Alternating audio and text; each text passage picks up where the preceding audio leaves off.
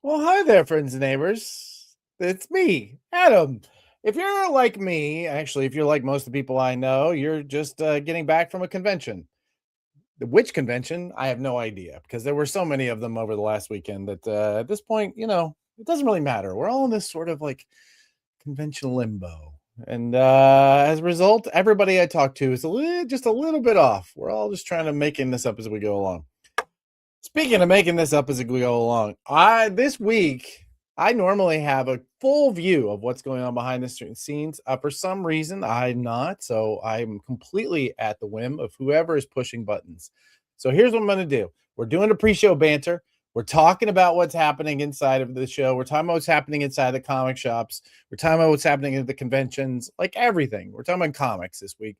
So I'm going to let whoever's pushing the buttons just bring in people one at a time.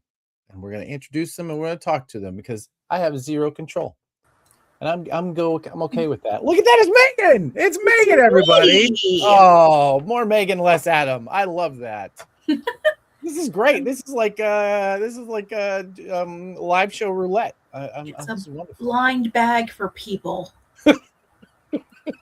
Keep it all in industry terms. And we got the Chase variant to start off with. Oh, and here we go. Hello. Here's a common card. Hey, Joe. I was going to give Joe the 1 in 100.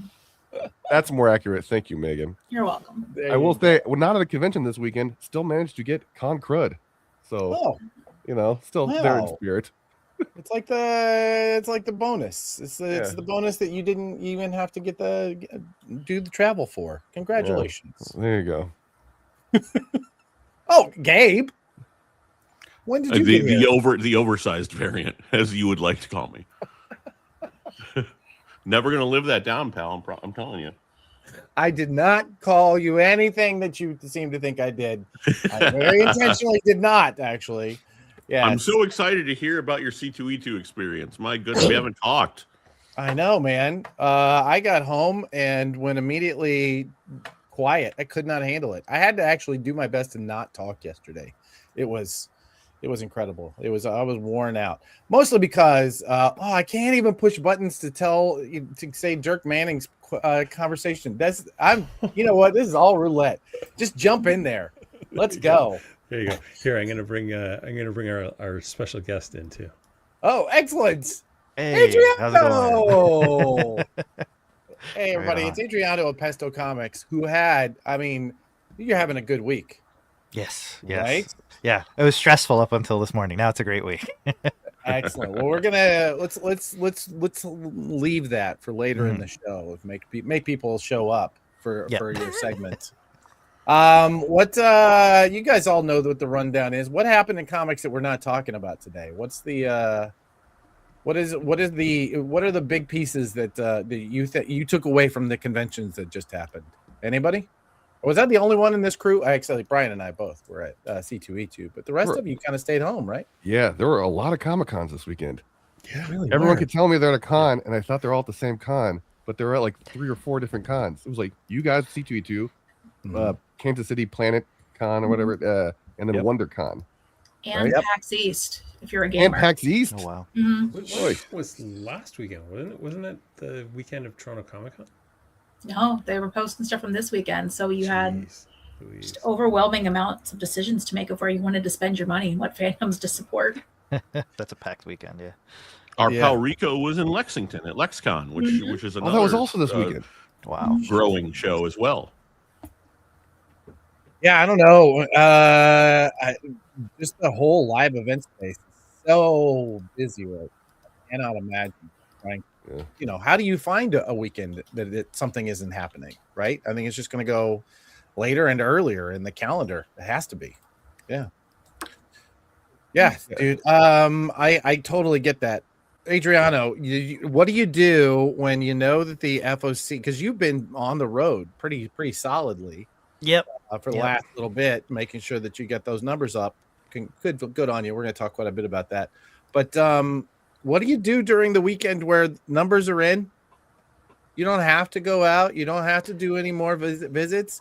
Do you just finally I'm going to lay down? Like, what is it? A little bit. Yeah, yeah. I still got plans to go places. Like it doesn't stop with issue 1, but yeah, like I'll relax this weekend. You know, it's a long weekend to here too, so I'm gonna use that to my advantage. Recuperate a bit, save a little bit on gas because driving around is getting a little more expensive. True. But we don't all have the EVs like Brian. But what can you do? I know. Yeah, I don't know that it was a great idea driving to Chicago my first time. It was fun. Let's just say that. A little bit dicey. I will say his back seat was roomier than I thought it was going to be because we did go around. There was a point. You guys are going to appreciate this. There was a point where Django, Brian, Jeff, and I all went to Mr. Beef, and we had a beef sandwich, and it's a transcendent moment. You're having a good sandwich. It's fantastic. The beef sandwich got peppers. It's got the jus. Man, there occasionally you hit a bite, and it's just mind blowing. Your eyes open wider. It literally, as that bite happened, I saw his life change, and a waterfall of liquids came out of the sandwich. It was the most staggering thing I've ever seen. And as he bites in, you just see oh, I'll never have the moment before I had this sandwich ever again. It changed the man. It's an incredible moment. I love this. Is why I had to leave Chicago. Yeah, and now, of course, there's a Portillo's 2.5 miles from my house in Detroit. So great. Nice. Yeah. Well, thin was never for most of us never an option, so we might as well enjoy it. That's see that put that on me, Gabe. That was not about you. That was about me. Never being thin. That's what it was. All right. Anyway, yes. I will say we did not get a chance to hit all the sandwiches that we wanted in Chicago because I personally was only there for one full day. But yeah, that was a weird one. Also, I did get stuck in what was it? Minneapolis? Madison, Wisconsin. That's right. It was, I don't know, all those flyover states. There's like one big blob to me. But I did have some cheese curds in the airport, and that was also. I'm just saying you coastal elite. They had you actually stopped in the airport. I thought you were just refueling and getting the heck out of. No. We had to wait for at least it was an hour and a half. Actually, they made us get off the flight because it was just long enough that we weren't allowed to sit on the flight. Or on the plane waiting for it to refuel. Because apparently we came down to Chicago, we had to circle and then ran out of gas, and then so we had to go to Madison and sit while they refueled. Because it's bad to actually run out of gas when you're circling Chicago. I don't know. They tell me anyway. I figured just coast, right? Just could you coast into the next station? That's coming, I'm sure. Yeah. Airport cheese curd sounds like A, a terrible decision, and B, a really crappy ska band. So I'm thinking. Yeah, especially getting back on a flight after having the cheese curds sounds risky. Yeah. That's me. I live dangerous. Dangerous. I was more worried about the massive storm that had rolled in as you were circling around. It was just I would not want to be flying in this right now. Yeah, but you guys were stuck in traffic when the water coming in at you sideways, Chicago, right? Normal Chicago traffic, though. Yeah. Oh, sweet home Chicago. I was a little irritated. Not once did we get into a car chase with lots of police cars. That was a little disappointing. Well, I did see the Joker on some of those underneath the L train a couple times. So we had well, that's good. That's it's not just completely disappointing visit to Chicago. No, much like most of my time that I've spent in Chicago, I spent all of it in the McCormick Center. So. Gabe, you've spent plenty of hours in the McCormick Center. Many hours. Yes, my lasting memory of McCormick Place is the heel pain from tromping around on 40-foot concrete for 4 or 5 straight days. Oh yeah. Also, my favorite hack for finding a clean bathroom was actually blown up this year because of where they put security. So I could no longer go downstairs into that little plaza area and then go back up. I had to go back through that stupid security line. Anyway, yeah. For next year, let me know. I'll tell you exactly where to go. Oh, okay. Oh yeah. All right.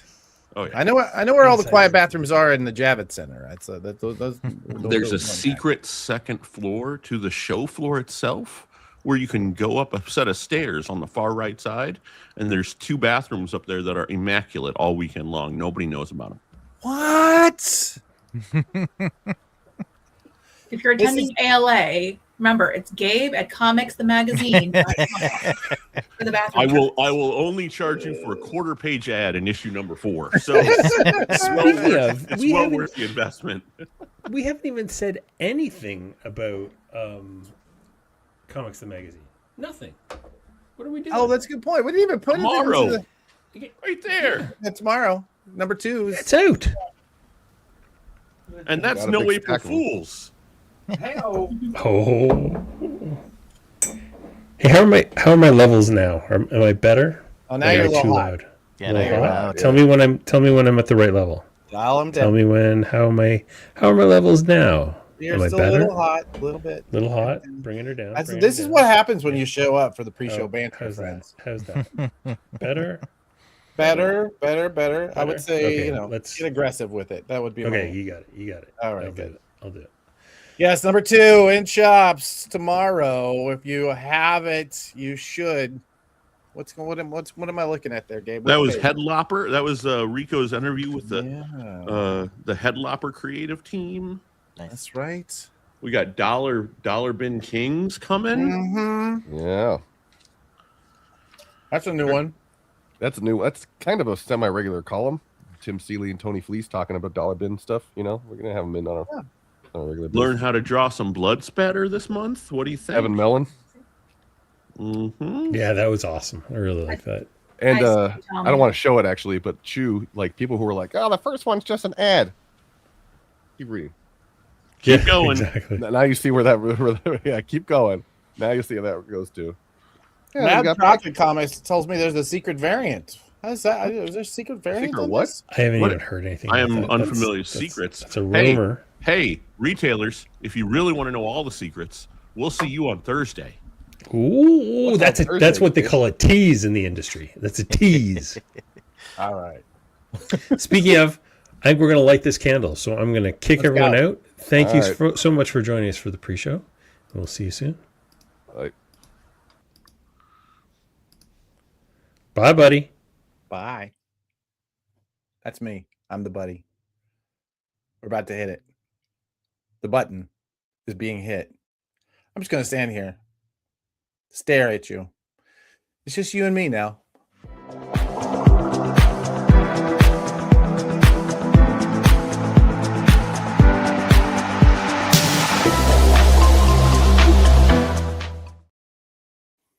Oh, it must be Tuesday. Has anybody knows my robot friend here? Say hi to my robot friend. My name is Adam. This is Comic Industry Insiders Live, a weekly opportunity for us to talk about all the stuff that happens behind the scenes of the comic book industry.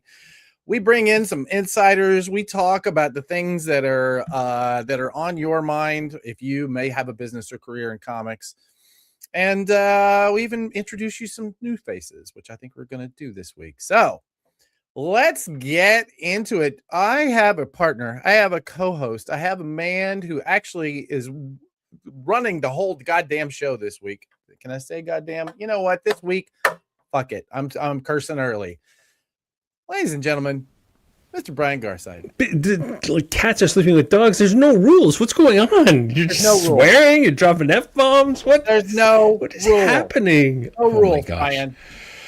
Oh my gosh, I haven't seen you in at least 48 hours. It's starting to feel kind of weird around here. Poor guy. I don't know how you getting through it, but man, can I tell you the thing I liked most about this year's C2E2?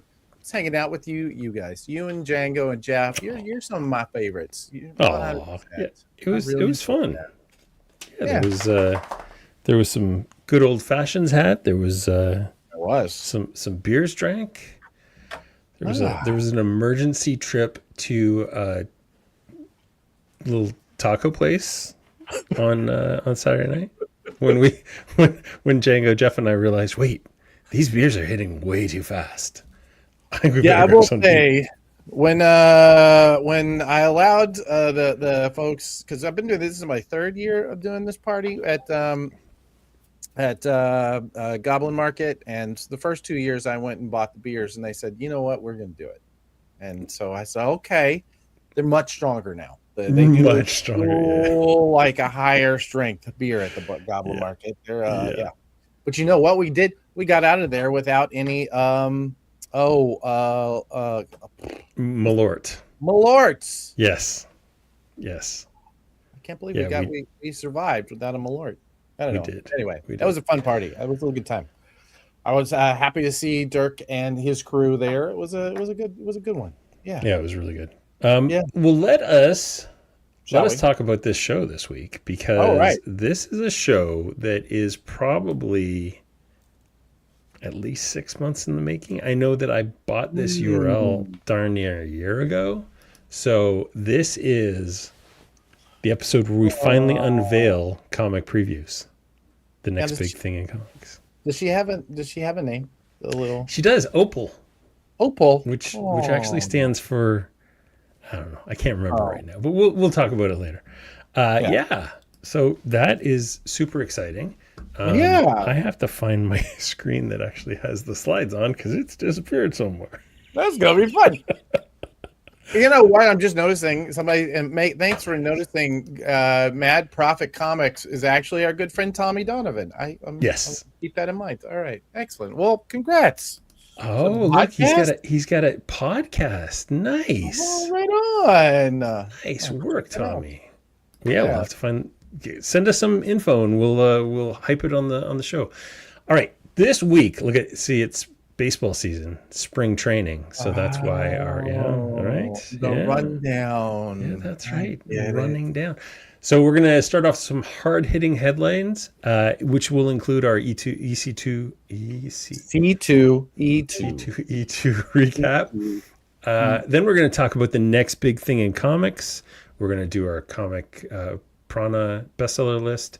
Yep. And Comics the Magazine, the feature with Gabe Yoakum. What is that?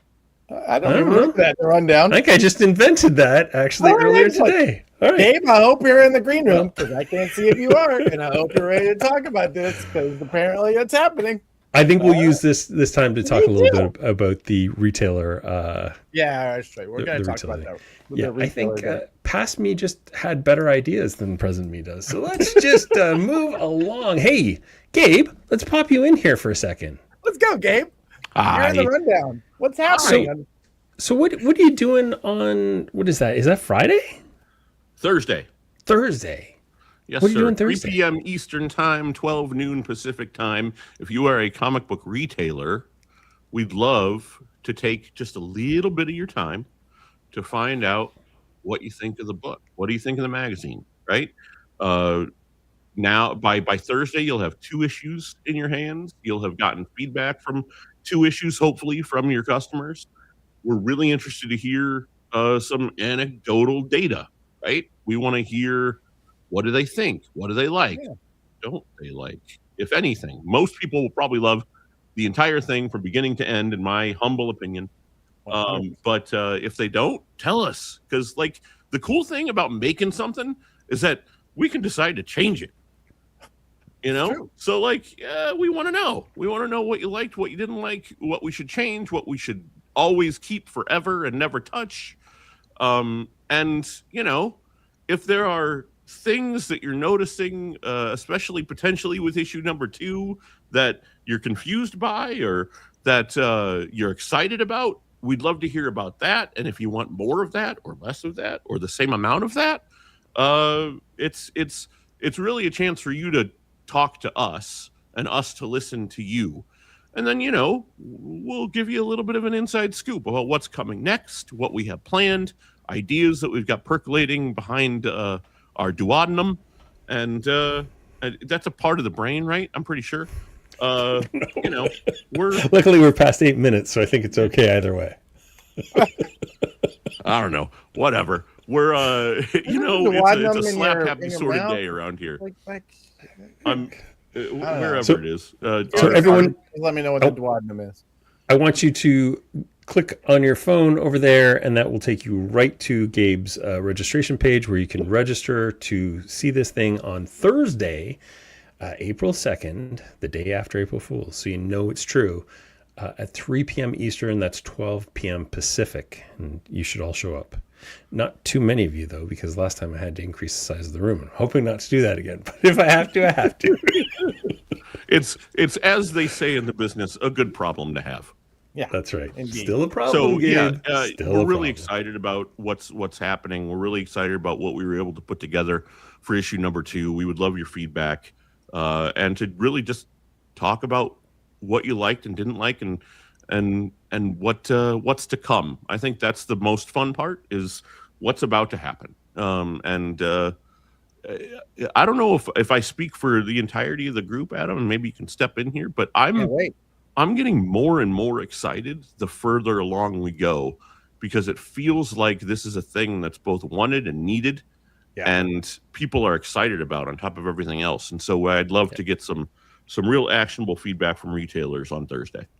Yeah, I'm feeling the same. Every time we do an event at C2E2, people were, nothing but complimentary. There was a lot of conversation about it.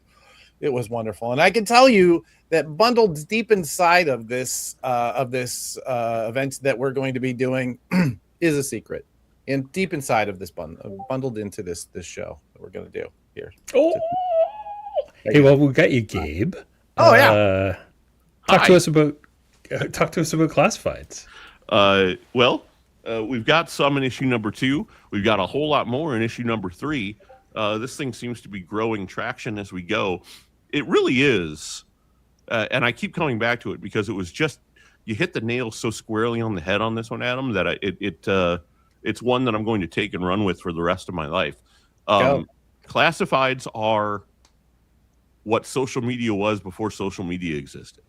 Yeah. It is your opportunity to talk to the world in a very overt sort of way, whether that's selling something or providing a service, or just saying hi to your girlfriend randomly inside of a magazine. What a romantic gesture. If you're both comic book fans or boyfriend, whatever the case may be, just using print to get your message across, whether it's in classic advertising form or in a classified. It's print is the new digital, is the new print. There you go. That's it. It's also, and on top of everything else, and I know I beat this drum every single week, but the reality is there's nowhere else in the whole world where you're going to get your ad designed by a world-class designer like Rico Renzi than right here. And especially at base price $20 for a Rico Renzi design of an ad that you create. Give me. You can have that framed. Correct. I'm going to have mine framed. Gabe's got one in issue 3. Keep on the lookout. And I pay you, damn it. I got to say, issue 2, there's a couple strange ads. I don't know what the deal is with the dude that's looking for the marketing person and why they didn't include any contact information. There's like binary numbers. Like, I don't. Yeah, real weirdos out there. But we don't judge. There's some silly geese. There's definitely some silly geese out there. Silly goose energy. That's right. All right. Thanks, Gabe. Awesome. We'll bring you back later to apparently do an entire segment. We'll talk about that one later.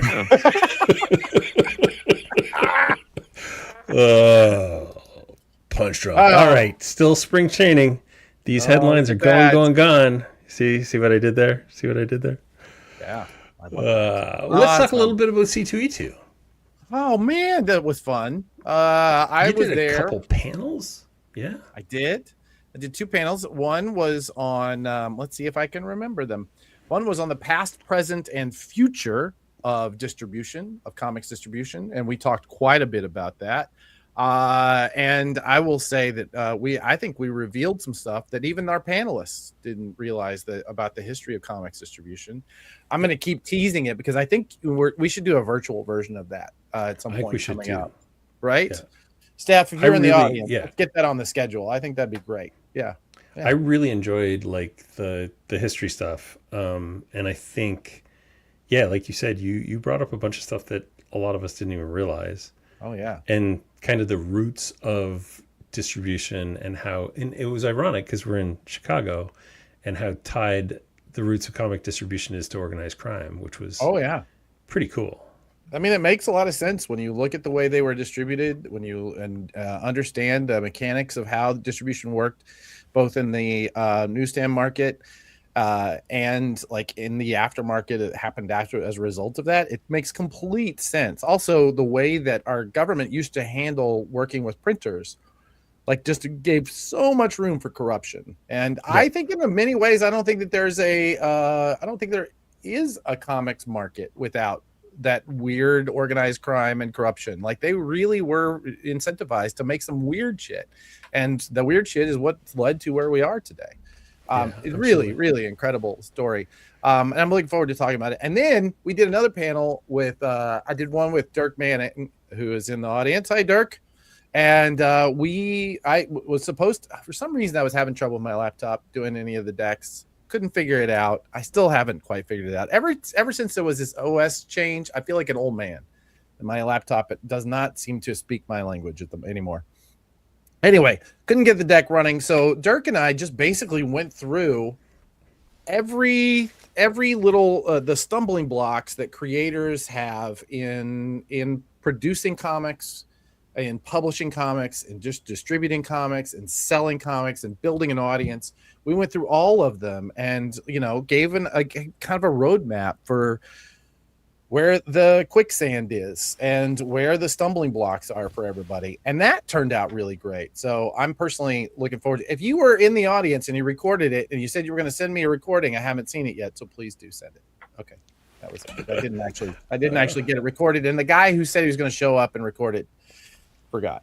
So so there were a lot of creators at C2E2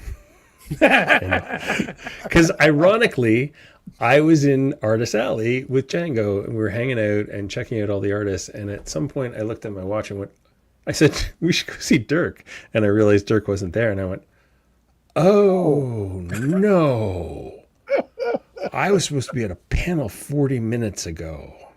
No, we did fine. I know, but I should have been there to be your IT guy and get you back on because I did that the first time and it was. I know you did. It was not easy. I don't know what's going on, man. It was so bizarre. Ever since this OS change, I really do feel like an old man, and I can't quite figure it out. I used to feel like I knew things, but I don't. Can I have answer the Zaravia? Absolutely. Question. Apologies, asked this before. I don't think I saw a response. You all did my bad. Can I subscribe to the magazine through my local comic shop, or is it meant for them to only order for the store? No, Zaravia-CC. This is for you. Comics the magazine is for everybody who loves comics. Only available in comic shops. Your local comic shop should be able to subscribe you. They should be able to order it. Please do set up a subscription right away, because those numbers really do help your local shop. Absolutely. We highly recommend it because that's how we as store owners know that this thing's popular. I give it away to my customers, but I really want them to subscribe so I know that they're not just, dumping it in a can or something, or giving it away to their friends. Then that's fine too. Just read it first. And I will tell you, as somebody whose job it is to see around corners for the comics industry, I think subscriptions are going to become more and more and more important, because it's going to become the only way that publishers are able to predict what sales are going to be. So man, you're teeing me up here. That's right, baby. Me up for later. That's all I do. We talked a little bit about your Prana party that you've done 3 years in a row now. That's right. We gave away advanced copies of Comics Magazine #2 at the Goblin Market for everybody who showed up. And a good time was had by all. We had a bunch of people who were all comics professionals or comics insiders, or anybody who just is into this show. I don't know, the fact that you guys show up every week is always a surprise to me. So I just want to make sure that, you know, we gave you an opportunity to come by and say hi, and we sure did. It was a good time. I really enjoyed it. It was fun. I really did. It was fun. And finally, they announced C2E2 2027. A little bit of controversy. It is going to be April 30th to May 2nd, which of course means it'll fall on Free Comic Book Day 2027. So a bunch of Chicago shops are a little bit upset because a lot of them will have creators in and everything, and that's going to make it a little bit more difficult to get creators on that Saturday. So yeah, interesting. I wonder how that's going to. I wonder how they're going to. You know what? We should discuss that. I think I'd love to have some of the, especially the Chicago area, retailers on to discuss that in another show. That'd be great. For sure. Yeah. We'll reach out. Let's get into that. Cool. Oh my gosh. Did you see this? Out of nowhere, CBCS just shut down. Just like, oh, by the way, April 17th is the last day that you can submit something, and we're shutting down. It's crazy. So Beckett purchased them. And Beckett is like very big into like sports card grading and that kind of stuff. But apparently comic grading doesn't interest them. So they just shut her down. This is the craziest story this week. It's going to be really interesting, and I'd be curious to know, some of you in the chat, if you have any thoughts on this. What our friend, oh gosh, what's her name? Can somebody tell me? Had her on the show not too long ago. We talked. She has 3 stores. Oh damn it, I can't remember. Anyway, I saw a post where she was talking about this and saying, how is this going to affect? I'm imagining Megan's going to pop in with her name here in a minute. Cloud City Comics, right? Was it Cloud City? That might have been. Yeah. Anyway, Tessa. See? Yeah, Tessa. This is what I rely on Megan for. Okay, so Tessa did a reel about this, and in it she was talking about how we don't know how this is going to affect collectability. Right? It might be that all these CBCS graded books are going to go up in value. Right. It might be that they may go completely down. People may need to have to crack them and get them regraded. I personally am just fascinated by the idea that there's a core sample in time now of all these slabbed books that are going to, like, everything before it will change. Everything after it will change. It's very strange. You know, I'm really interested to see where this goes from a collecting standpoint. Obviously, it sucks. There's one less service out there, but I do think that that's going to leave someone open to come in and become the number 2 for grading, because that's just the nature of marketing. Number 1 and number 2 are always the place that you want it to be. So, Collectors, parent company of PSA, bought Beckett recently. That's right. PSA started doing comic grading. That's right. We've spoken to those guys. They're really doing great. See, there you go. The new number 2. I will shut up. I should have put that together. Thank you, Gabe, for bailing me out. I think so Jeremy's saying that the defunct coin grading companies, their graded coins are not in demand. Yeah. But if we've learned anything about comics, it is different from any other industry. So we'll That see. is very true. And what's interesting too is, like, I imagine that they have a census the same way that CGC has a census, which states how many of these things exist in what condition, and what will happen to that census over time. Will that be something that, a third party will have to maintain, or what's going to happen? Because all these things have IDs, and you use those IDs to make sure to what's the word I'm looking for? But basically to, ensure that they're real. That's a good point. And will there be a transfer from a CBCS ID to like a CGC or a PSA? I don't know. Well, that'd be interesting to see if that the metadata that's attached to each one of these is going to be transferred over. It's a fascinating problem that everybody, who's not me, going to get to solve. Yeah. Hey, speaking of which, PRH did a major update to their website this weekend, and it was actually surprisingly smooth. I was actually impressed. Usually these things, I kind of expected yesterday to just be a poop show of support tickets, but it was like, no, it was fine. So they've added FOCs kind of front and center. Before that, you had to go to the catalog, and then you had to click a download button, and then you had to get an FOC. So now FOCs are nice front and center. They have easy confirmations. I did my FOCs last night, and I thought I did them wrong. I'm not positive I didn't, because like one click and it all confirmed, and it was like, wait, what? I'm used to this thing spinning for 15 minutes. So it's definitely like a major upgrade, and I haven't seen any of the usual suspects complain, but I'm sure I'm just not looking in the right places. But yeah, I think it was successful. I think Wow. we had a technology launch that was successful, folks. I don't know what that means. That's scary to me. I feel Wondering like if something is going to fall behind me. yeah, no kidding. That's that was something. I don't know why that scares me, but man, it does. If it doesn't feel like it should. Hey, Tommy, it's crazy. It's I know, crazy right? that they were Yeah. able to pull well, congratulations, PRH. Yeah. No, Good and job. it was a much needed upgrade, and I'm really, really happy with it. Now, I did have a problem finding the PDF catalogs, but that's probably a me problem and not a them problem. Man, I always have to Google search like Marvel catalog because I can't just figure out where it is on the site, but Oh, it's not that big a deal. yeah, it's not. Wait a minute. Somebody's complaining about secret variants. I don't know anything about that. That's crazy. Yeah. Those people are crazy. Yeah, whatever. You want to talk a little bit about the Ringo Awards? The Ringo Awards. Okay. I want to talk about this and not talk about it. So I want you to all hear me talking and not hear what I'm not saying. Okay? The Ringo Awards are a very special award that I personally have a really long history with. And I'm really looking forward to this year's nominees. And I'll tell you why. There are a couple of pieces that should be available to that. Be available. They're new categories, and there are new books that were attached to projects we're working on. So I'm not saying that if you were, say, I don't know, like if you wanted to note that this was out at Baltimore last year, so therefore Comics the Magazine would be available to be nominated, anyone could nominate it. The Ringos are very special in that there are 2 spots in every category that are held back for people who can nominate. And so if you went to the Ringo Awards and you nominated us, you could. You know what else you could do? You could put Chip to ZCN. Chip Zdarsky should be in there. You could put The Future Is.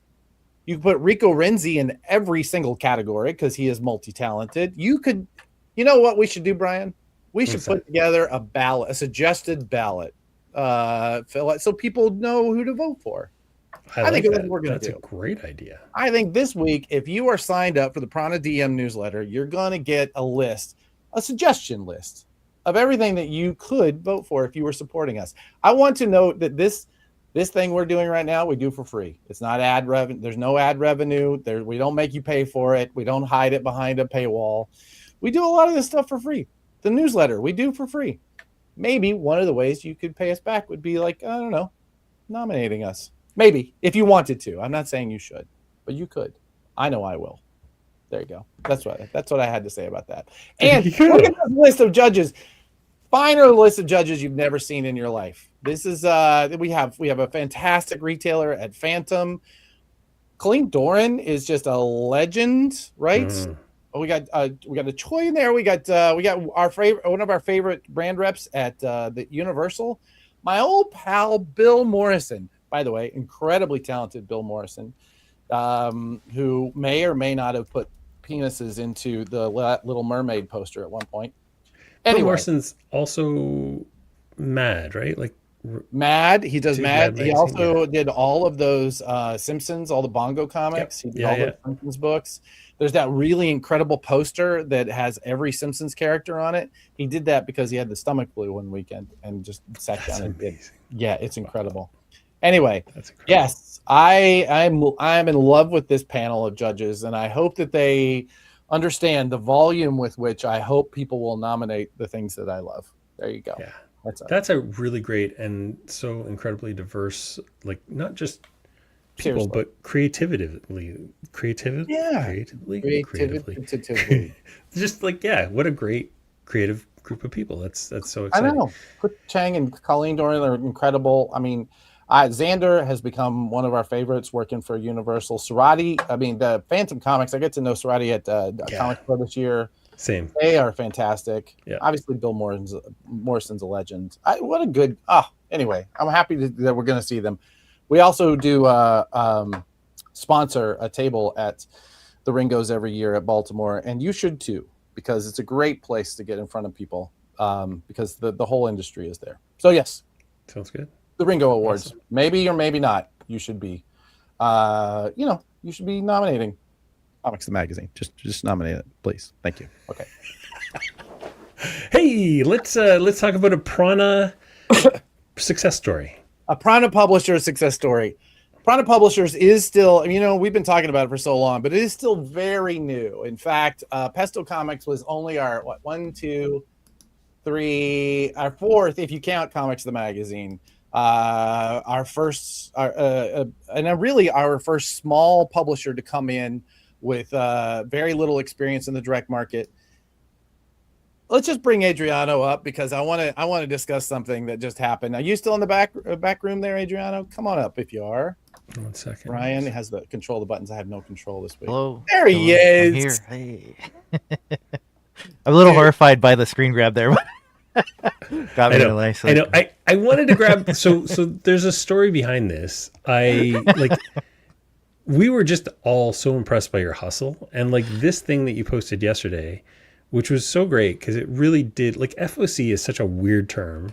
Mm-hmm. You know, I often refer to it as last call, but it's so important that you stress this and just the hustle that you did around, making sure that people knew.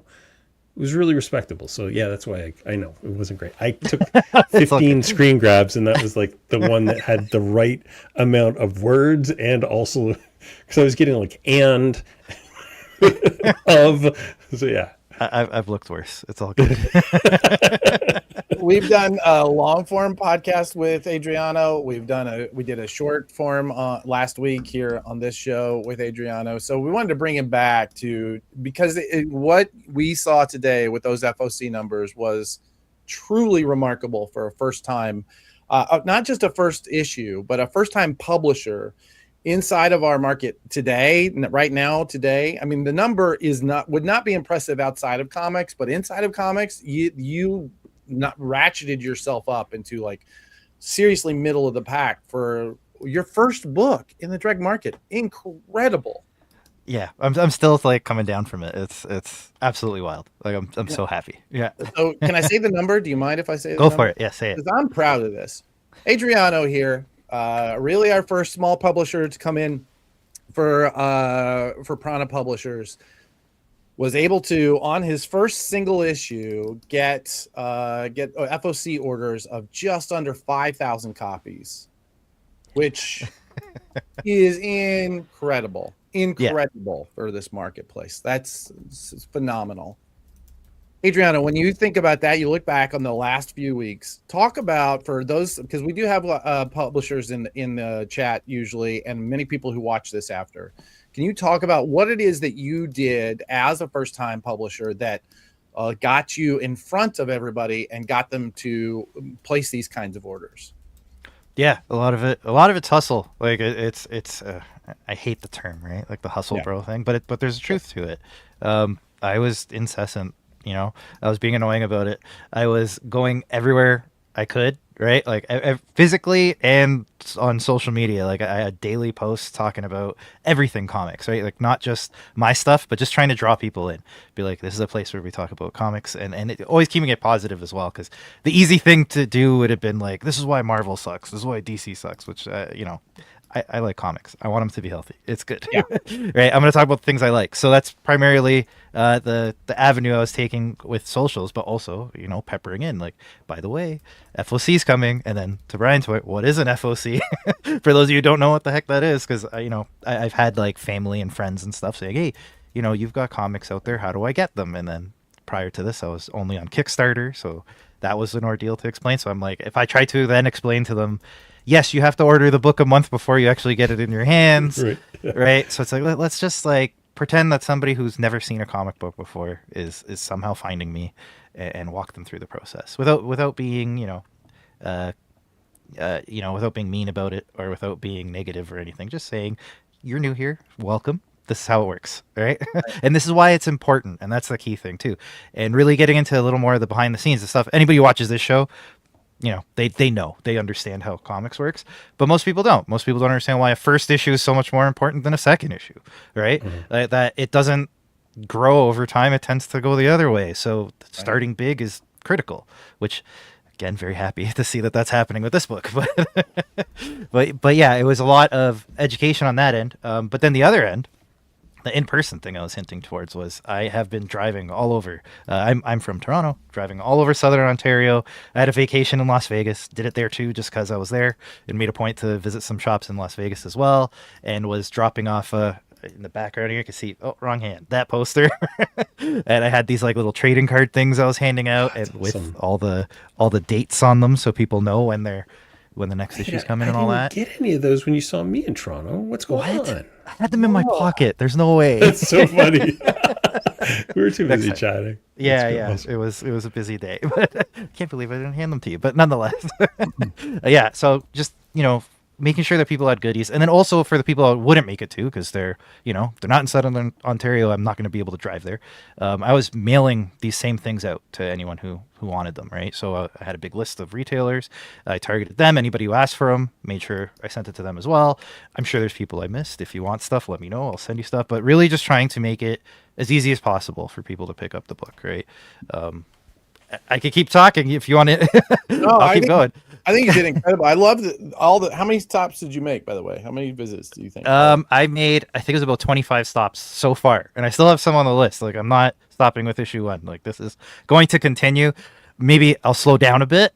I won't be as aggressive going every single weekend. My wife might kill me if I were to recommend such a thing, but but I'm definitely going to continue going to shops in the area. And I got some vacations planned. I'm going to be hitting up shops wherever I land on vacation. I'll be in San Diego for Comic-Con there, so I'll make stops all over there. But yeah, definitely going to keep that up because even just seeing the different shops and the different ways that people put their stores together and the ways they sell and all that, and getting to talk to all these retailers and seeing what's important, right? Seeing what they want, it really does help, right? Like, and this was a big thing, seeing that somebody actually cared enough to walk into the store and be like, hi, I made this and I would like you to put it on your shelves. Right? It made a big difference. So something I'm definitely going to continue, like not just issue 1, like this is going to be the thing I do. I love that. Yeah. Brian, will you pull up this Pesto from Mad Profit Comics at 228? Pesto's TikTok caused me to go from ordering 1 copy to getting a bundle. They're doing a hell of a job. So I want to talk about this because I think this is something that people miss a lot. And this is something that I do a very poor job of myself, but it is something that I intend on the Prana team. We're all going to be focused on trying to get this done in the next few weeks, months. You were posting video content every day, right? Yeah.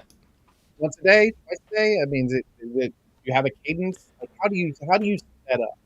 Yeah, I was doing it at least once a day, sometimes 2 to 3 times, depending if something important was happening. But yeah, I batch record. So I sit here in this messy basement you see, and I plan my week or 2 out of all the things I'm going to yap about, and then I record and I stitch those all together, and or rather break them all up and have everything posted across every social I can get. So the big thing with like Pesto Comics was, I knew I could lock down the name on every social I could find. So I've done so. So it's at Pesto Comics. Like, go look for it on whatever your favorite social is. I'm probably there and I'm probably posting, right? So I tried all the different kinds of things over the years, doing text and doing images and this and that. Video, like, shot off like a rocket. So I'm like, okay, I guess video is the answer.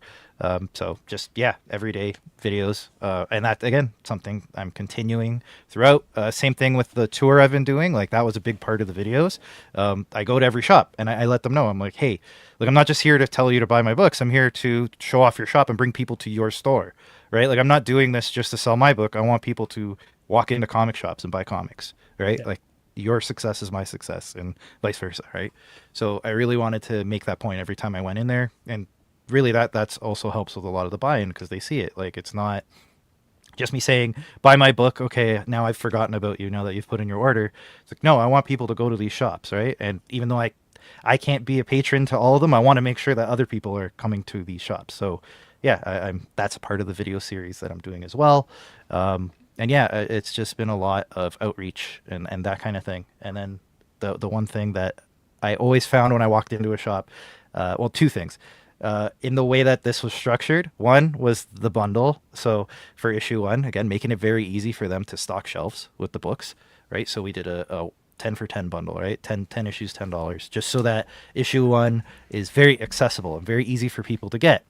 Now, knowing that you may overorder, given that you have 10 issues of this, right? We didn't want you to get saddled with having to guess for issue 2, so we skipped a month. So we're coming out in April 29th, and then we have the next issue coming out in June, the first week of June. And the reason for that is you have your issues on your shelves, and the FOC is the next Monday. So you know exactly what you've sold so that you can make the orders for issue 2 a little more reasonable, a little more what you expect. So a little bit of a risk on my end, but that's the point. I'm trying to take a bit of the risk off of the retailers so that they feel comfortable ordering a book again with a first timer, with somebody they've never met and all that until now. And I want them to feel very, like they're making a good investment. And to do that, I'm going to give them a bit of an advantage that they don't normally get when they're ordering books, right? So that seemed to go over really well with everyone I talked to, and yeah, hopefully with the ones I didn't as well. The 3 things here I want to double tap on because I think it shows a remarkable understanding of the current market, but also a willingness to interact with the market as it is, right? So you have done the generous work of creating a product that works for stores in a way that allows them to risk but not have to deal with the problems of returnability and whatever. You gave them an opportunity to increase their revenue, their profits, right? That was it.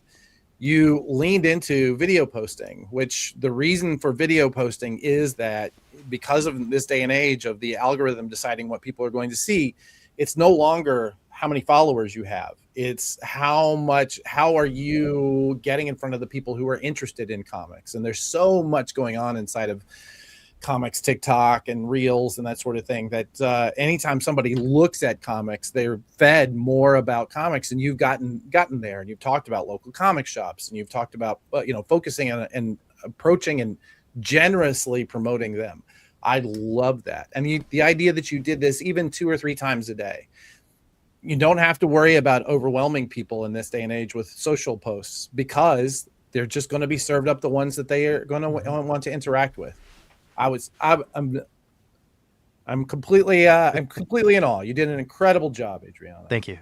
Yes, no, it's and it's been a lot of hard work in that. Like it's been fun and I've enjoyed it. But yeah, there's some effort that goes into it. But I'm happy to see that it's paying off as well, right? Because a lot of the times, like outside of comments you get here and there, you don't know, right? You don't know until today, until you get the numbers back. So glad to see it's working.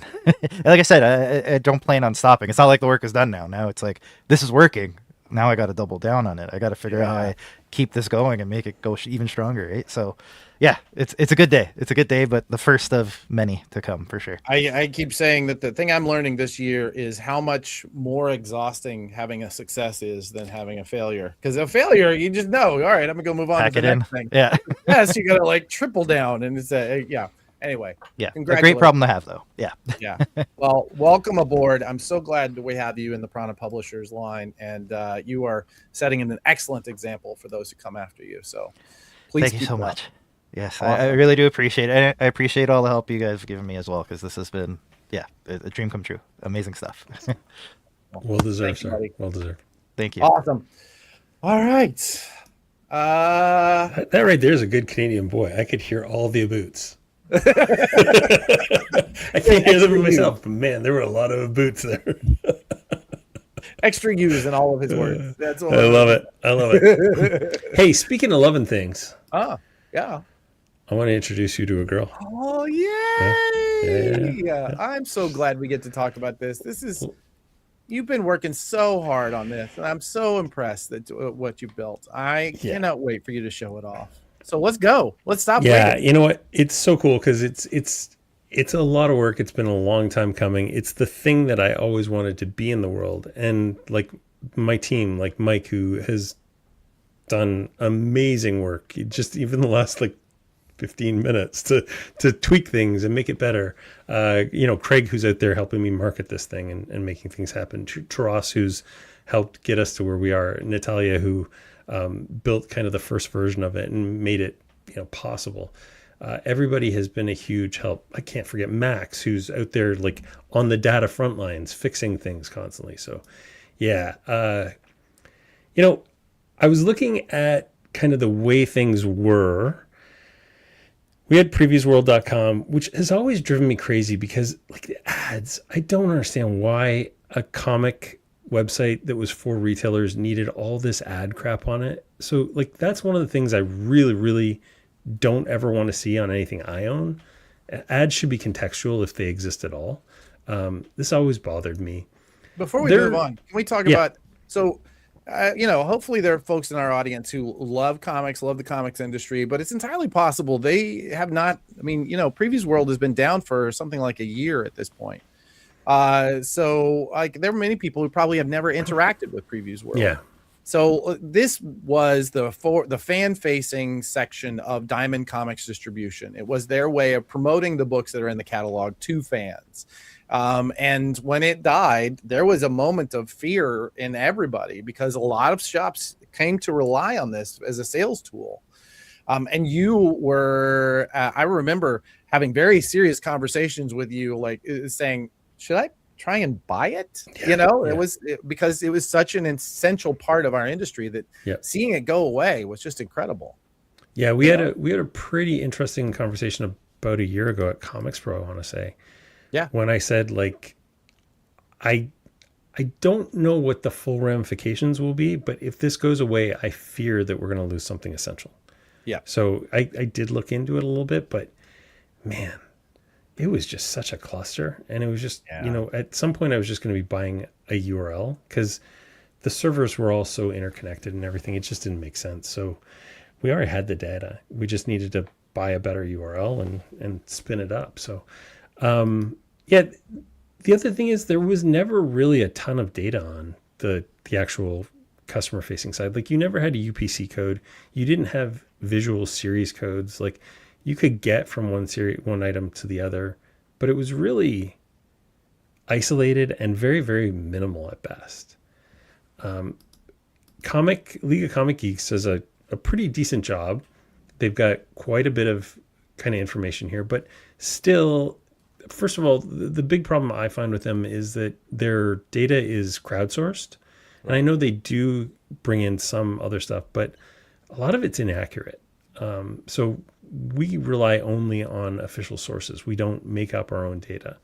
And it has to either come from a publisher or a distributor for it to show up on our stuff.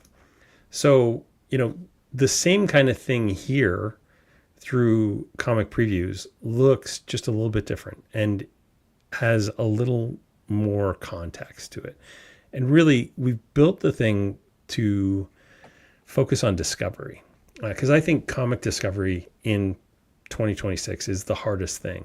Finding those new titles, learning what they are before you actually place that FOC 3 weeks before the item is available. Like that stuff's all really, really tough. So our goal is to make this easier. So why don't we just, instead of looking at that stuff, why don't we look at the actual site? Because, she's alive. So if you go to Comic Previews right now, this thing is alive. One of the first things that we'll see is like everything is about going to another thing, right? Like the thing that you're actually looking at is super important and we have all the data you need, but we're also going to take you to the previous and the next issue. Also, look at those transitions. Is that not slick as hell? Like this is not, I'm not doing this on a local machine. This is the live comic previews you can go to right now. Incredible. Mike has done an amazing job at making this fast. We have creator pages, and those creator pages have featured works. Right now, we're building all this stuff behind the scenes, but we have goals to give creators the tools to actually create their own, bios, to add their own Facebook and LinkedIn and Instagram and YouTube pages. We show featured items. We show previous items. Go into anything. It's going to go through, all the other Captain Americas. You got all your other covers. We have different variants. My favorite is to search for Absolute Batman. Because if we go here to Absolute Batman, we're going to see every single issue going back to number 1. And then we see a reading order, and we have a publication history that includes every single printing. So if I actually go to issue 1, I'm going to see, we're still tweaking some of the stuff, but I should see 11 different variants, like 11 different printings. Look at that. Yeah. So we're missing a couple because we have the data, but some of the series codes were wrong in some of these. So we're going through and like merging stuff together, but it's all there somewhere. So yeah, this is super incredible.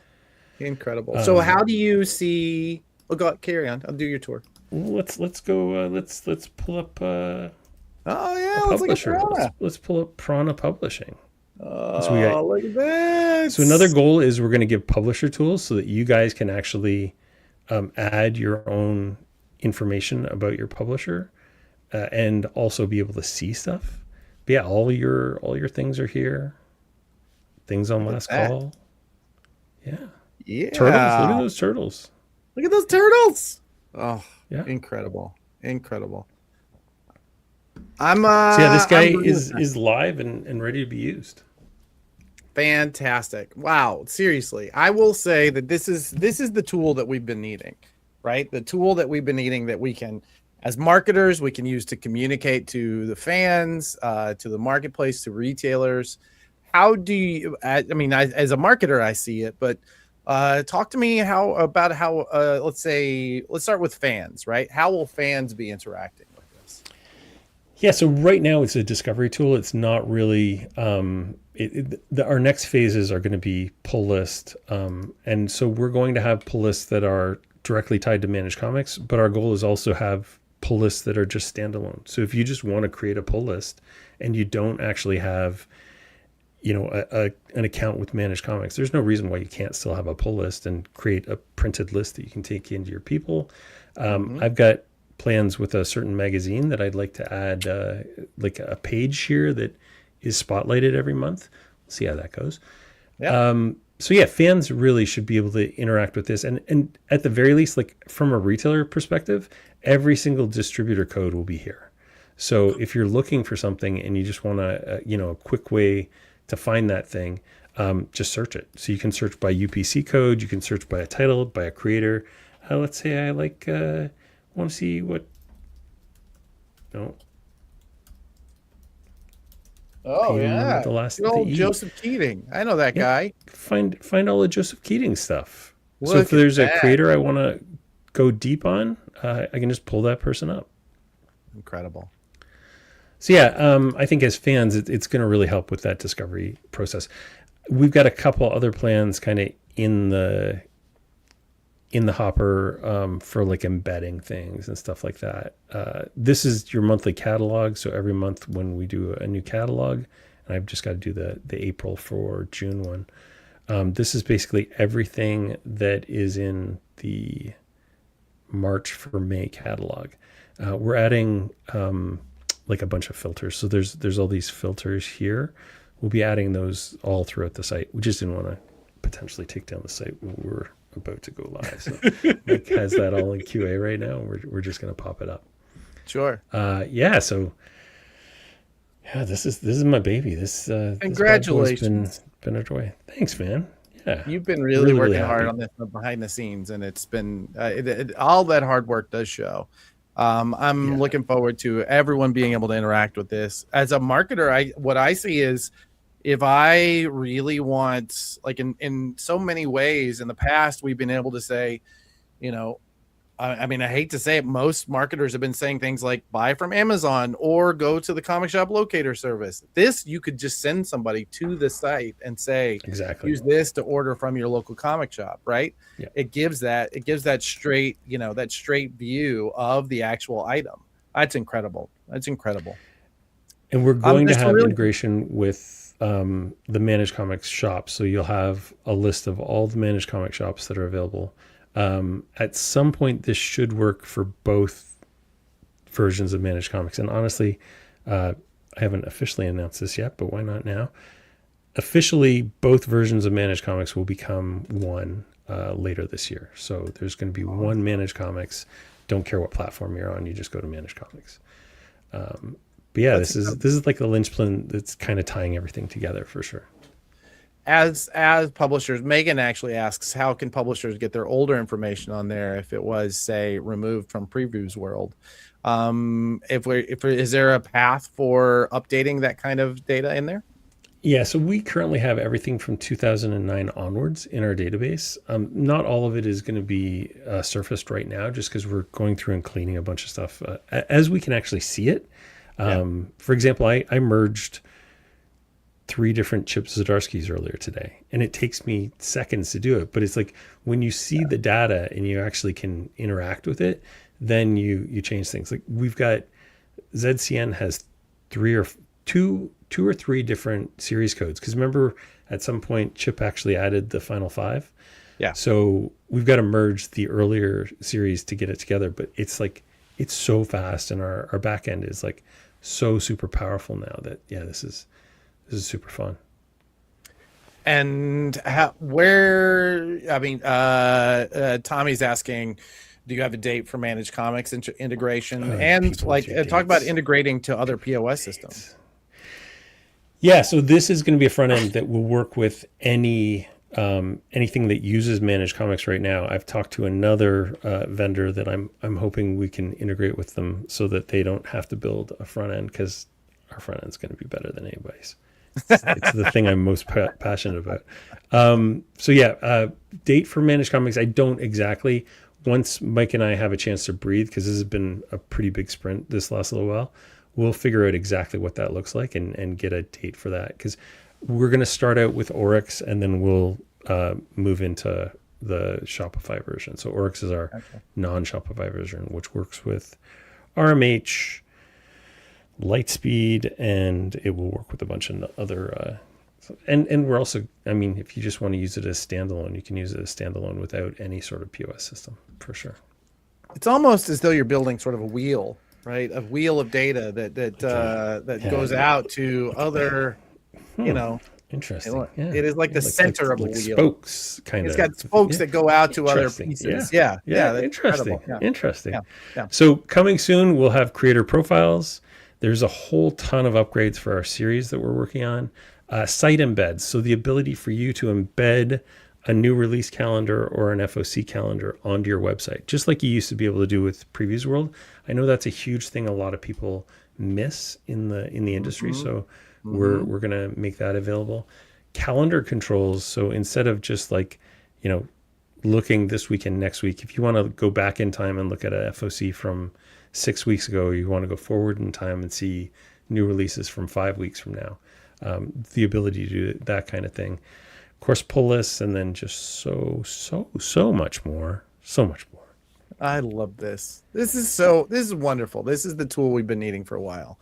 I'm so glad that you guys are building it. It is a long time coming, and I think I think you're showing that it's already better than what we had before. And this is a proof of concept that not only are those tools that we lost when Diamond went down, are they were going to be replaced, but in many ways, and perhaps every way, they're going to be better and more modern versions of it. So this is once again, I think you're a wonderful model for the rest of us who are trying to build into that vacuum. So congratulations, everybody. I've been talking to a bunch of publishers behind the scenes, and I won't mention names, although Prana was one of them, about our publisher tools. And when people see what we're going to do with publishers, and a lot of it is already built, so it's not just lip service. It's like we have these tools ready to go, and now we just need to refine them and make it awesome. And I'm so excited about that stuff. It's gonna be so fun.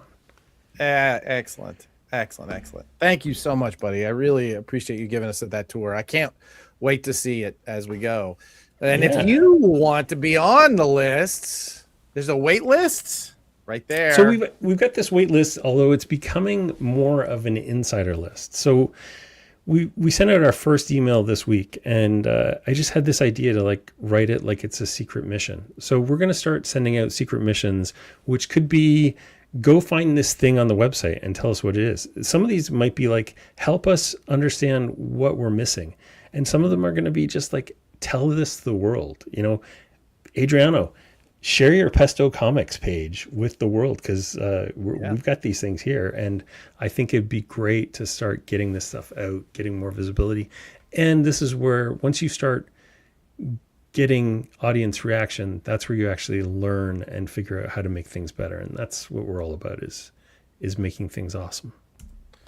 Once again, it makes a big difference having a team that is constantly updating. It is constantly making, responding to the market changes, the shifts. Incredible. Please, keep us going as this develops. Yeah, absolutely. Look at all these kind words over here. I love this so much. Ready for I know. So it's kind of ready for customers, Paul. Customers can view, but not create their orders yet. But yeah, it's really coming. But they could send that link to their favorite retailer, saying, "Here are the items I want. Here's a link to where all the codes are." You could be doing that now, right? Absolutely. As a customer, as a fan. So yeah, incredible. Good job. Hey, I'm looking forward to seeing how this develops. Speaking of developing the network and the cool stuff that we're working on, let's talk a little bestsellers list this week. Hey, before we get into the bestseller list, can I say that earlier I saw a comment from one of our favorite commenters, the Comics Pals. We had Sean on to talk about the bestseller list one week. Sean, if that is you behind the Comics Pals, I'm putting an open invite to you to come on this show every Tuesday to talk about the bestseller list. You did an incredible job, and I always forget to reach out. So I think you should. We're going to do a poor job of it now, but I think from going next week and on, you should definitely be in the room. All right, let's talk about the bestseller list.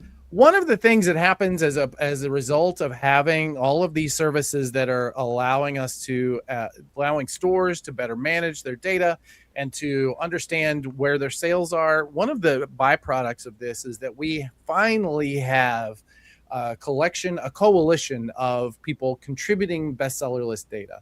That means that we can look at what is being sold in stores. We can also look at what's being subscribed to. We can look at what special orders are and what pre-orders are. We get an opportunity to see behind the scenes so we can start forecasting as publishers. We mentioned that earlier. It's really important that you subscribe because publishers are going to be able to start seeing that data.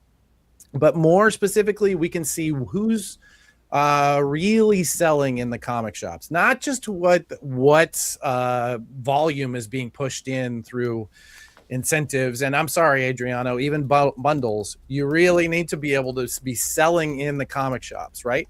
So that's what the Prana bestseller list is. Every week we take the data that we get in from our friends at Managed Comics and from Comic Shop Assistant, and we pull together the top 400 of the best-selling books. Every week we comment on them, we look at them, we understand, try and get to an understanding of what the market share is looking like, and then we post the entire 400 list in our newsletter. We'll talk about that in a minute. The cohort of stores, 600 plus stores in various markets are contributing to this. Why is that important? Because if you have, let's say, a couple dozen stores, you're going to have a problem in that one of those stores could do really well with the book, and that would push it up well up on the list in a way that isn't accurate for the rest of the market. But with 600 stores, 80,000 plus consumers, we're able to get a really large view of what's happening in the comics shops as of today, as of last week, rather. All of the stores are selected for their data integrity. What does that mean? It means that they're the ones using the systems properly and allow us to get accurate data. And all that data is anonymized. If you're a store that is your data is in here, I can promise you, no matter how many times I ask, Brian and Django will not let me see your data. They only will let me see it in aggregate. And we'll. I can't even see the data comes in aggregate right from the get-go. So I couldn't even tell you if I wanted to, which also means I can't pull people out if they ask me to. Sorry, that would have to de-anonymize the data before I could do that. So yeah, it's impossible. So let's get into this week, shall we? Yeah, this was a fun week. Last week's sales, DC once again just trouncing Marvel this year. The Marvel just cannot catch a break. Image Comics man, they are just lockstep. They did 14 to 18% every single week. It's impressive. No matter what comes in, they are just in that zone. And then the next list always changes from week to week. I think we have some of the pretty common names here: IDW, Dynamite, Boom, all taking a little better than 1%. IDW almost 2%, Dynamite 1.5%. And then everybody, the 1%ers usually shift from week to week. And this week we saw some great representation from Dark Horse. Keen Spot Entertainment, well done. Yes, we did change your name, Keen Spot. Thank you for reaching out. And once again, Mark Spears, the legend, is killing for them over there. Mad Cave Studios coming in hot at just under 1%, along with Titan Comics doing incredibly well. Let's talk about the books. This week we actually have a top 10 titles. Isn't that cool? Look at that. See, we're not just completely ambiguous, but Jesus, look at the difference between 1 and 2. Exactly. Yeah. So that DC Superman, Spider-Man #1 was a monster this week. Yeah. No kidding. Superman, Spider-Man. Don't let any well-known editors tell you different. It was called Superman, Spider-Man. Seriously, I think this is just the power of those team ups. The two companies together are so much more powerful than they are separately. And it goes back to You've got an average number per store, right? Do you want to share that? Let me pull that up, actually. Give me just a second. I can start talking about that. Let's see. I had that tab open. It's interesting to see, Absolute Wonder Woman, which is also a juggernaut, is 60% lower than that. So that Absolute Wonder Woman and Absolute Martian Manhunter, like any other week, those are your #1 and #2 books. Yeah. So the fact, and Amazing Spider-Man, all out that same week. I know. That's incredible. A 1, 2, and 3 punch. And so the fact that they are 60% lower than Superman, Spider-Man just shows you what a juggernaut that thing was. So 111 on average, the store's reporting 111 copies per store on average. That is higher than Absolute Batman numbers. That's higher than Batman. That's spectacular. And it's a $7.99 book. I know. It's not cheap. All that shows to me is what a good time it is to be a comics retailer. Yeah. Right. To see a $7.99 book like that sell so incredibly well. Absolute Wonder Woman, 32 copies per store. Absolute Martian Manhunter, it's about 25. Amazing Spider-Man, 23. Ultimate Endgame, 20. And then we kind of go down from there in the 16, 14, 13, 13s. Those are on average. So on average, number 10, the difference between number 10 and number 1 is about 10x. Yeah. That'll tell you something right there. What's interesting about Superman 36 and Justice League 17, also, those are bundles. So they did bundles for both those because they're part of the DC Next Level event. So that's pretty cool too. I did some, because we don't have Sean here, I did some pull-outs here. We've got Image coming in at number 18, and then they had 20, 21, and 22 on the list, with Void Rivals at number 18, then Invincible returns, the facsimile edition at number 20. Wow, that's wild. White Sky number 2 at 21, Skinbreaker number 7 at 22. Keen Spot enters the list at Mark Spears' Midnight Man number 1 at number 39. Yeah. Mark Spears, man, he just sells books. It's incredible. Mighty Morphin Power Rangers got Boom on the list at number 52. IDW enters with Teenage Mutant Ninja Turtles Shredder number 6 at number 53. Our friends at Dynamite, Supernatural number 6 at number 58. Boom enters. We already did Boom. They had number 52 and 62 with Minor Arcana. A little magazine called Comics the Magazine at number 77. This is the third week that this is that issue number 1 came out. I think, let's see, what was our average here? That's awesome. Average of 3.5 copies per store in week 3. I'll take it, man. Number 70. That's amazing. Mad Cave Studios entered with the best title on the shelves, Florida Hippopotamus Cocaine Massacre number 2 at number 68. And Ignition Press, Ripcord number 2, entering at 104. That's Big awesome. week for comics, man. That was the 3rd issue, I think. So yeah, that's Oh, pretty yeah. cool. Yeah, seriously. Very cool. I'm really looking forward to seeing how this develops. I love personally that so many books, including Comics the Magazine, are showing up week after week. I think we get an opportunity to talk about that in a way that is, it's unique for shops in this day and age, because not even 10 years ago, I think the books would come in, they'd have a week shelf life, and then that would be it, right? You would never hear from them again. Yep. There was that great thread that you alerted me to, and that I essentially dominated for a little while on Reddit, where they talked about who the top 10 was in 2006, this week in 2006, and how different things were.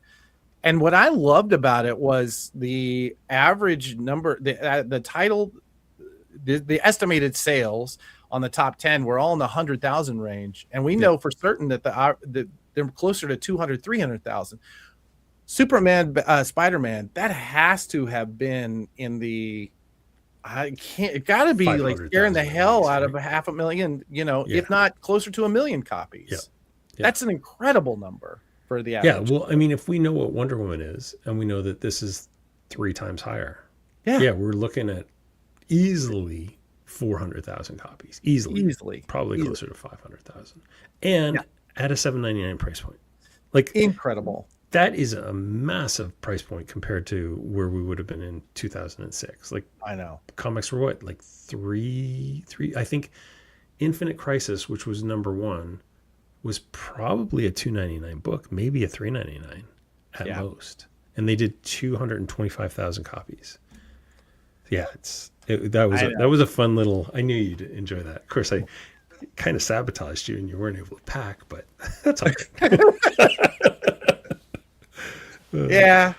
Anyway, it's been a good time. Anyway, stores, what did we get wrong? Did you have a better bestseller? I would be curious to know. Anybody who's in the chat, like if you had a number 1 that was not on this list, I'd love to hear about it.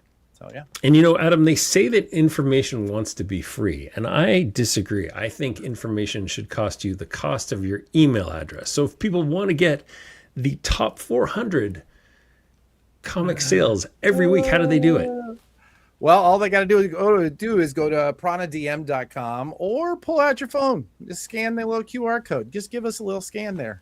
We'll take you to pranadm.com. You can sign up for our newsletter. It is an absolutely free newsletter.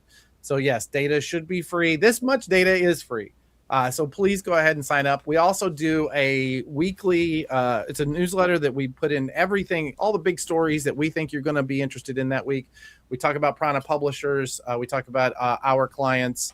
And we want to make sure that you stay in the know. You want to make sure that everything that you need for your business or career in comics is in that little nugget that comes in no later than noon on Friday, Megan. No later than noon. Means that I have to get thumbnails ready on Thursday now, apparently. Right, exactly. It might be later than noon. I'm sorry, but we try. She does a great job. Megan does. Anyway. Come join the inner circle of comicpreviews.com by going to comicpreviews.com and filling out your information at the top, and you will get incoming transmissions like this from Opal, who is the operational previews and archive liaison. And you'll find missions and quests, and I mean, there may be a shrubbery in there. Who even knows? So go right now to comicpreviews.com and get yourself signed up.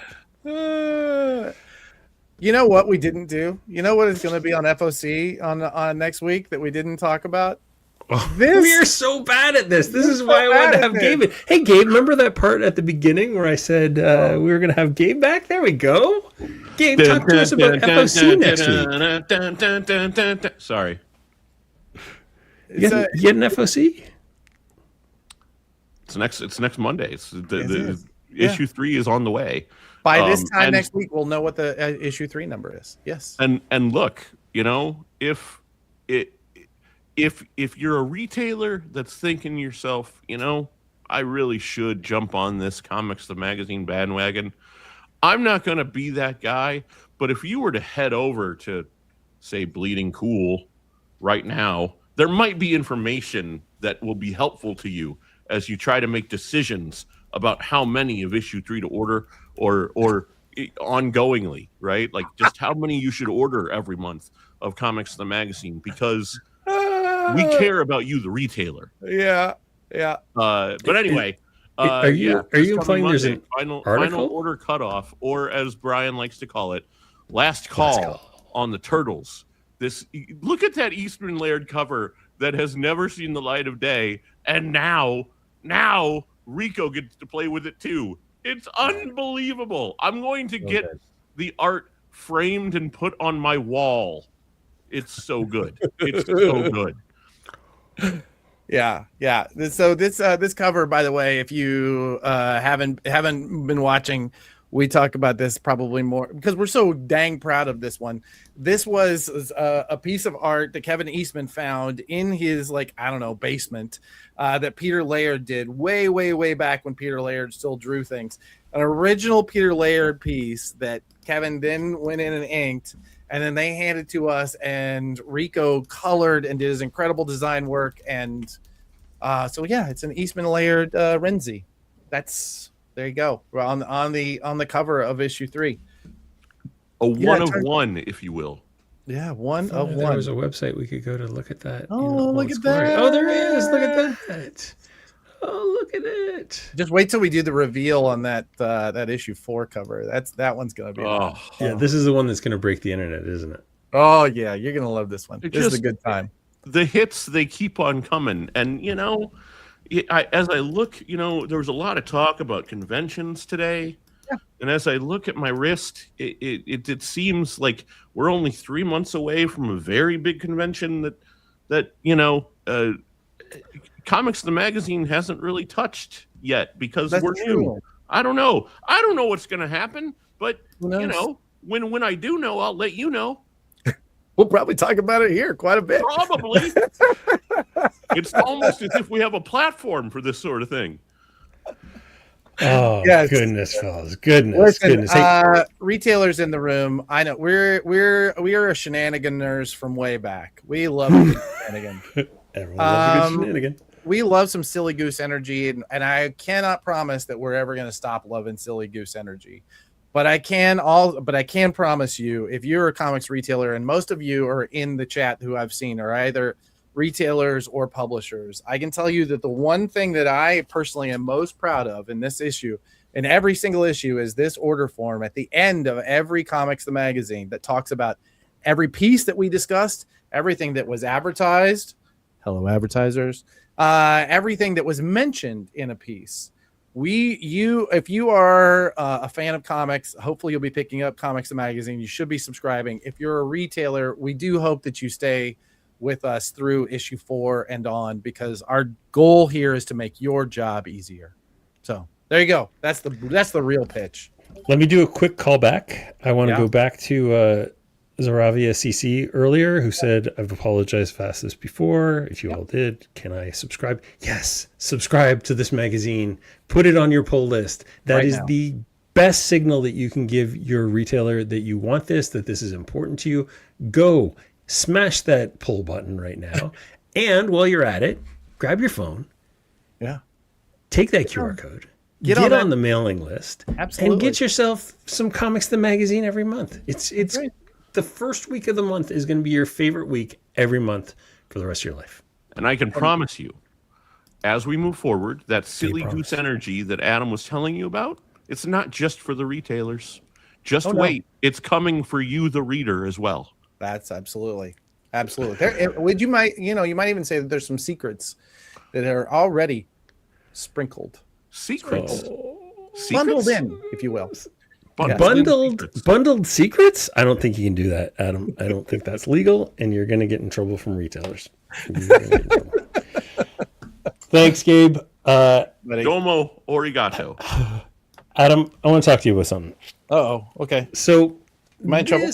This little thing that we got going here. Yeah. We started it just over a year ago. It was really just, oh crap, what is going on with the industry? We're screwed. And we turned on cameras and just talked to people. And it turned out there was an audience for that. And people really like that thing. And we've really enjoyed being hosted by the EXP up until now. But like anything, any kid that lives at home eventually has to leave their home. And this is our time, pal. This is our time to move on. You know what? I will be forever grateful to 100%. Kyle, the producer, to Jen King, the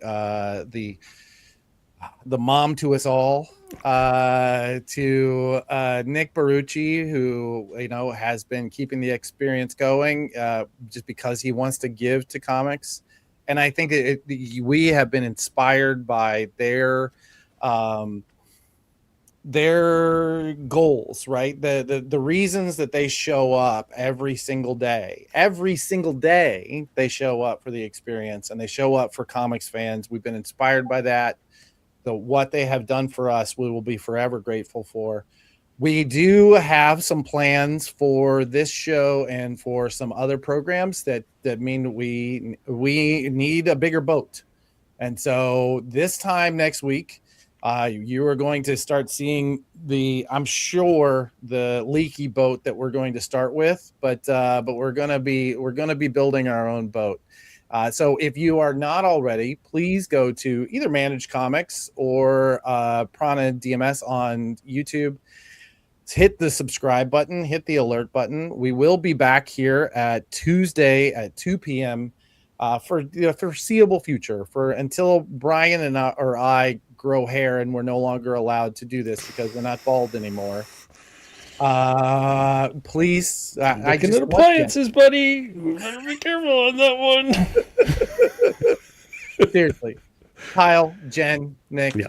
Thank you so 100%. much. You guys have done an incredible thing in building the experience and giving us an opportunity to build an audience. And we will be forever grateful, and we will not be strangers. Each of us will probably be on experience shows going forward. So I'm going to steal your gimmick a little bit. Oh, and I'm going to actually say to Kyle, to Jen, and to Nick, thank you for saving comics. Thank you. Yeah, let's just call it at that. Namaste, y'all. Namaste.